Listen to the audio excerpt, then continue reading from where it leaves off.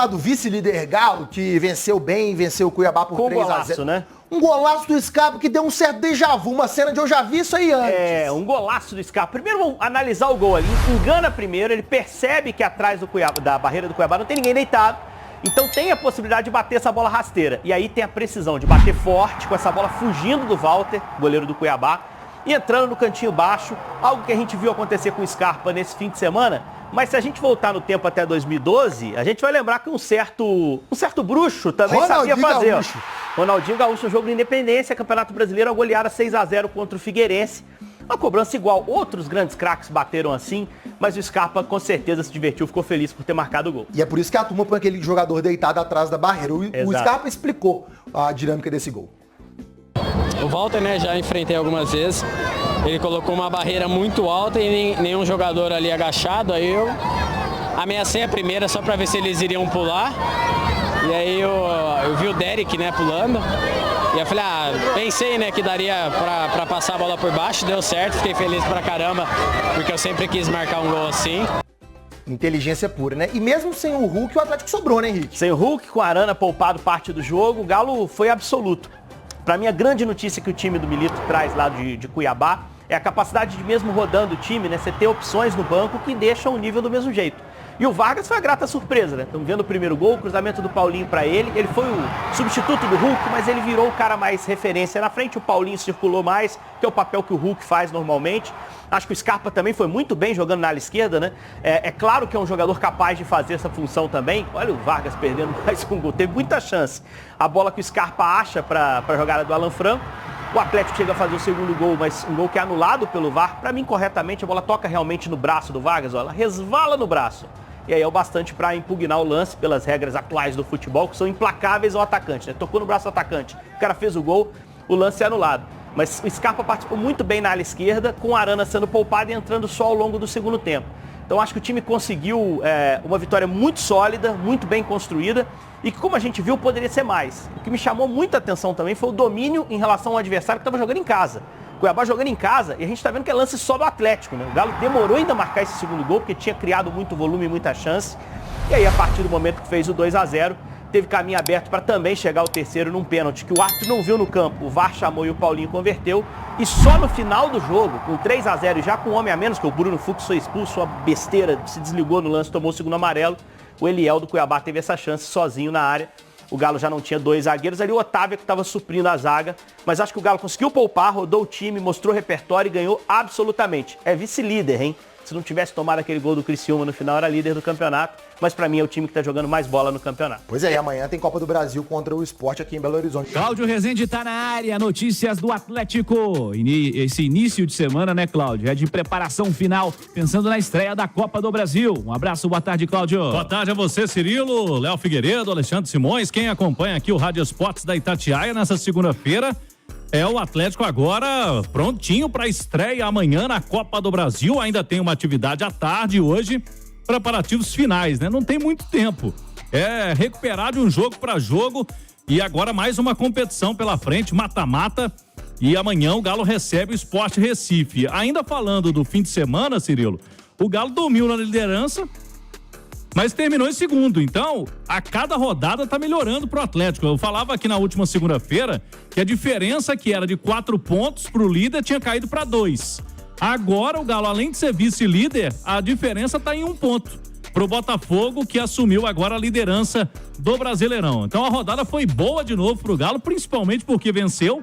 Quando vence, a sua parte é feita. Mas também alguns times acabaram tropeçando, né? O Bragantino, o Internacional, o Flamengo, o Botafogo, que fez a parte dele lá no Clássico contra o Flamengo e acabou assumindo a ponta do Brasileirão. E o técnico Cudê já tá nervoso lá, hein, Cirilo? Eu acompanhei ontem, já tá bravo lá. Cudê ontem na entrevista, parecia que eu tava vendo uma coletiva do Atlético de 5, 6 meses atrás. Exatamente. Ele já tem mais um pouquinho, né? Tem quase um ano. Ele já tá bravo, falou lá que faz muito tempo que o Inter não ganha. Pediu apoio do torcedor, falou que se não apoiar, nenhum time vai ganhar, nós só o Internacional. Tá triste. Então o Cudê já começou lá no Internacional as suas declarações, né, Simões? Aquelas que a gente já acompanhou algumas vezes. que deixa a gente muito impressionado, assim, o Kudê foi um jogador de um relativo sucesso, né? Jogou em clubes grandes da Argentina. Bom jogador, né? Sim. Bom jogador. E treinador já há um tempo considerável para ficar levando em consideração que o torcedor fala atrás de banco, né? Um treinador de futebol de alto rendimento, de um clube do tamanho do Internacional, do tamanho do Atlético, o cara não pode ficar levando em consideração o que o torcedor fala atrás dele no banco na arquibancada, na cadeira, seja lá onde for. O torcedor xinga desde que futebol é futebol, né? Isso desconcentra. Eu tenho 2 palavras pro torcedor do Internacional. Eu avisei! E eles já conheciam o Kudê também, né? Vocês já haviam sido avisados. Eles já conhecem. Agora, o Atlético do Milito, outro argentino, tá muito bem, tá invicto no comando do Galo, ganhou do Cuiabá, passando por cima mesmo. O próprio presidente do Cuiabá falou, né? Que era pra ter sido 6-7. O Atlético teve uma tranquilidade com um time misto e o que vai deixando o treinador satisfeito. O Milito falou que o padrão tá aí, troca peças, mas o time que não teve Hulk, o Arana tava no banco, Batalha nem foi usado, Gemerson também não, ele descansou, podemos dizer, quase metade do time no fim de semana e a gente viu o Atlético como se fosse o time titular em campo, jogando da mesma forma. O Scarpa do outro lado, né?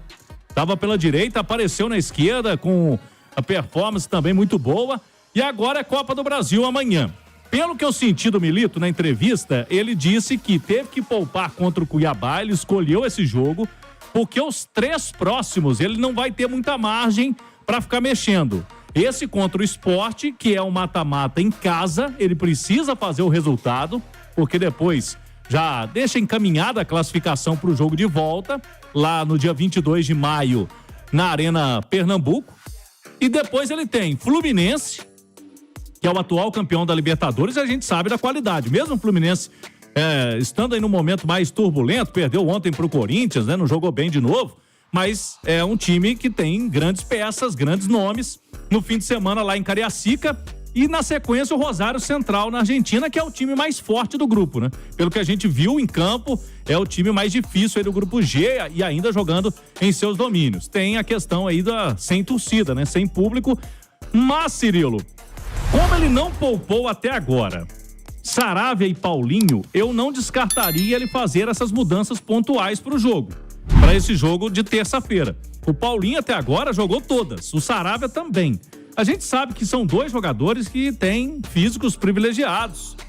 O Paulinho até mais, né? O Saravia conviveu com algumas lesões ano passado, mas o Paulinho, dificilmente ele fica fora.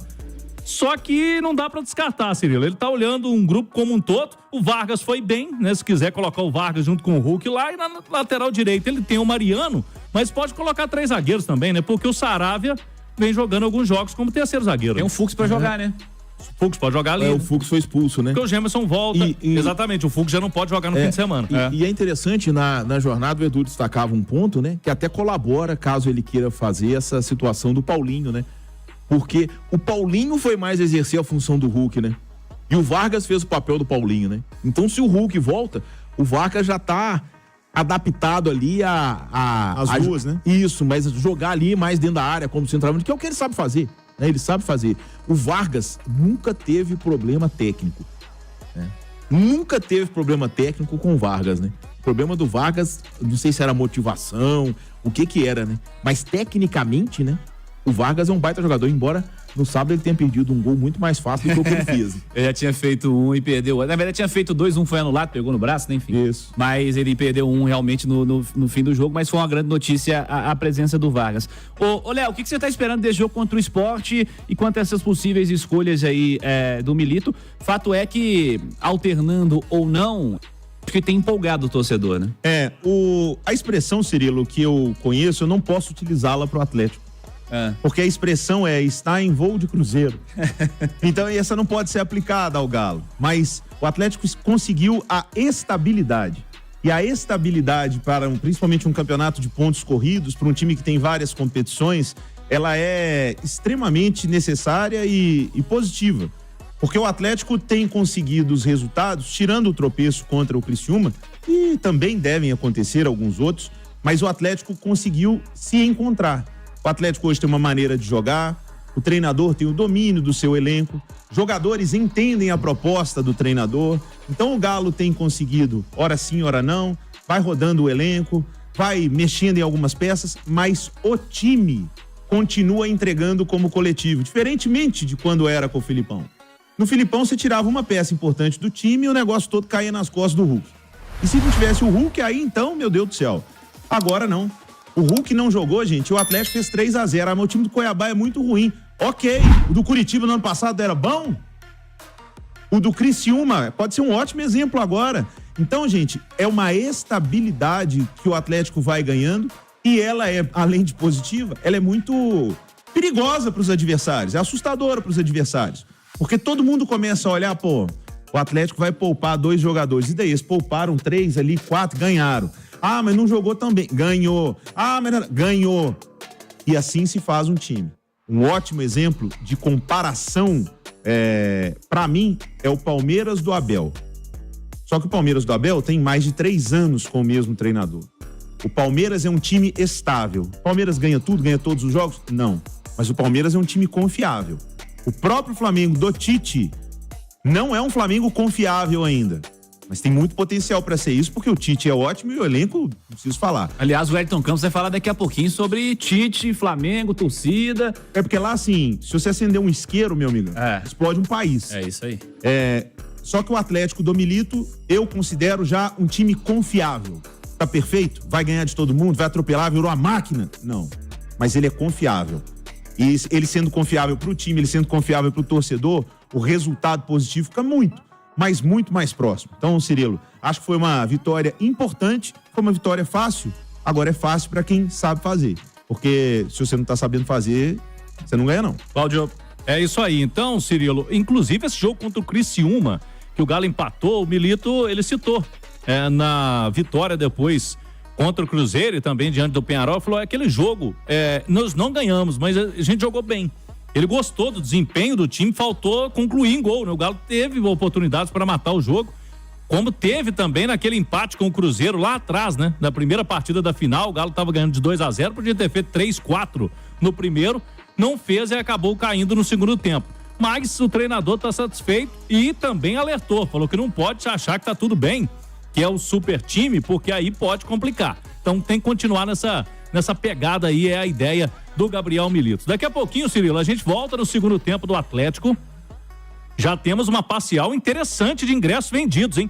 Amanhã é véspera de feriado, o jogo é 9h30 da noite, mas na quarta-feira muita gente não trabalha, vai descansar. Então, é uma boa oportunidade para acompanhar o Galão da Massa contra o Sport Recife. Jogo de mata-mata sempre tem aquele glamour, né? Sempre legal o mata-mata e o Galo tem que fazer vantagem nesse jogo de ida, Cirilo. Com certeza, Cláudio Rezende, a Copa do Brasil que você acompanha pela Itatiaia nesta terça-feira, com a nossa jornada esportiva começando às 8h da noite.